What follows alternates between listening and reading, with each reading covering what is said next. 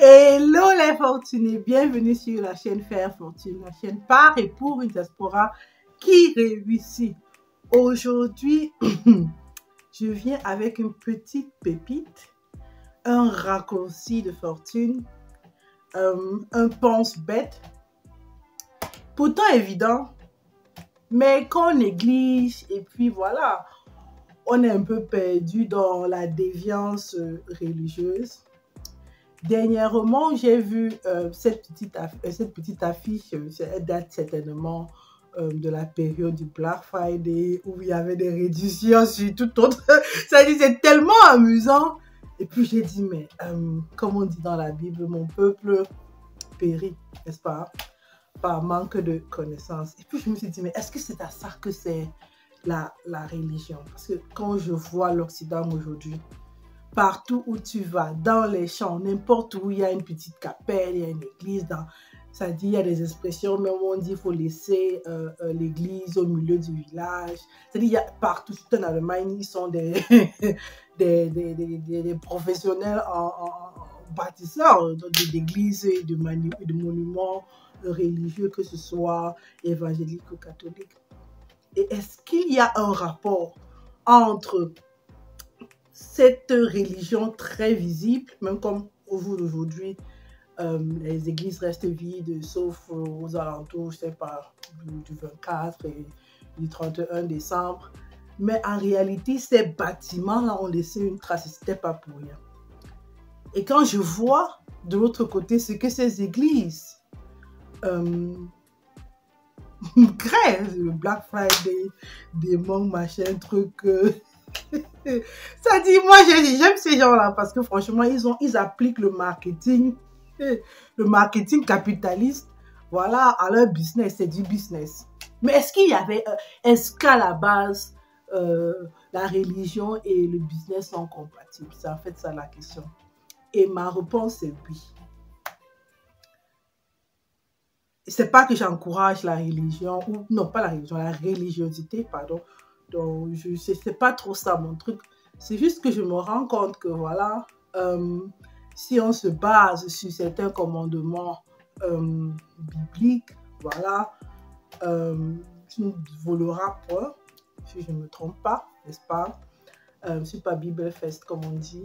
Eh ben, si je te passe une petite commande pour un petit business, pour un service, je suis quand même sûre que tu vas soit me livrer cette marchandise, ou si tu ne peux pas me rembourser l'argent. Sur d'autres cieux, c'est pas possible. Du coup, je me dis, la religion, ça peut et ça a été un raccourci de richesse, d'enrichissement, de développement économique aussi. Parce qu'en réalité, c'est un raccourci.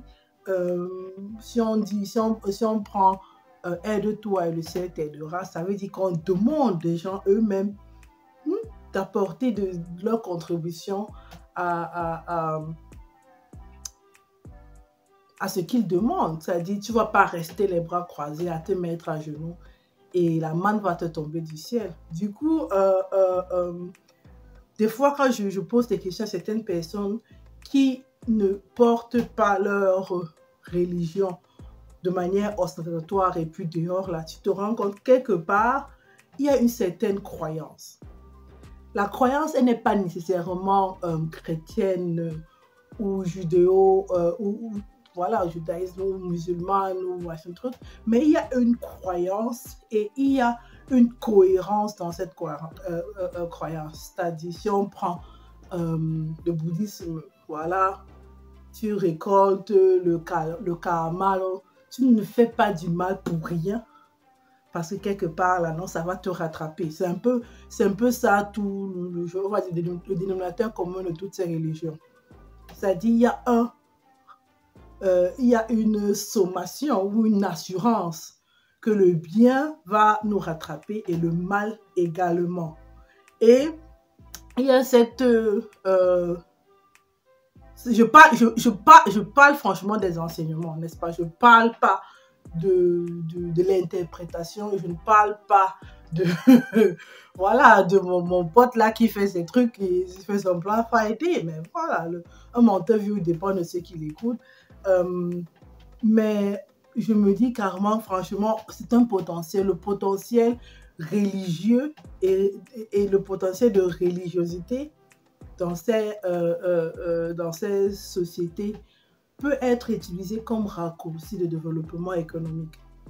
Si, en effet, on est un peu fondamental dans la mesure où on se base sur les écritures et non sur les interprétations et un certain encadrement et une répression. Parce que là, c'est carrément abusé. Voilà, prière, délivrance, petit démon, c'est quoi cette histoire, franchement? Du coup, voilà, apprenons des autres. Et ce qui a aussi fait le secret de leur gloire, c'était la religion. C'est la religion. Ici en Allemagne, on dit qu'ils ne vont pas à l'église. Beaucoup sont même plus dans l'église. C'est-à-dire, ils sont plus sur la fiche de paye. Il y a un certain quota qui part, même comme au niveau des impôts, que tu sois religieux ou pas. L'État, après sa collecte d'impôts, alloue une certaine somme aux institutions religieuses.